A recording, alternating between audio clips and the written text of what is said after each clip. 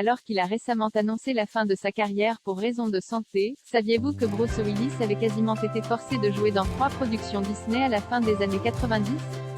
Nous sommes à la fin des années 90, déjà mondialement connu, notamment grâce à la très populaire saga Die Hard ou bien Pulp Fiction de Quentin Tarantino. Bruce Willis se trouve sur le plateau de son nouveau film, une comédie romantique intitulée Broadway Brawler et mise en scène par la réalisatrice Lee Grant. Pour l'occasion, le comédien donne la réplique à Maura Tierney, qui jouera ensuite dans la série Urgence, et incarne un joueur de hockey professionnel à la retraite. Décrit comme un héritier de Jerry Maguire, le film ne verra pourtant jamais le jour. La cause de son annulation 3 semaines après le lancement du tournage, d'importantes tensions entre certains membres de l'équipe et Bruce Willis, qui se dit mécontent de leur travail. Après un changement de réalisateur, qui occasionne notamment l'évincement de Lee Grant, la production finit par jeter l'éponge et par annuler le projet.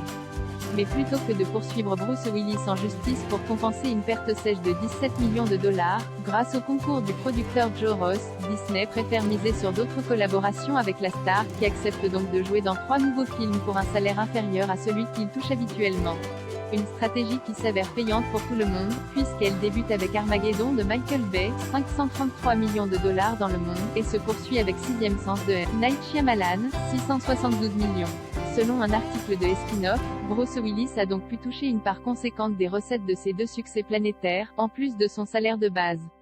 Et même si sa 3e collaboration avec Disney, la comédie familiale Salmon, se révèle beaucoup moins fructueuse, 110 millions, l'opération permet malgré tout à l'acteur et au studio d'oublier la triste histoire de Broadway Brawler, un épisode duquel les autres membres de l'équipe, et notamment la réalisatrice Lee Grant, ont malheureusement eu beaucoup plus de mal à se remettre. Découvrez la bande-annonce de Sixième Sens. Sixième Sens bande-annonce.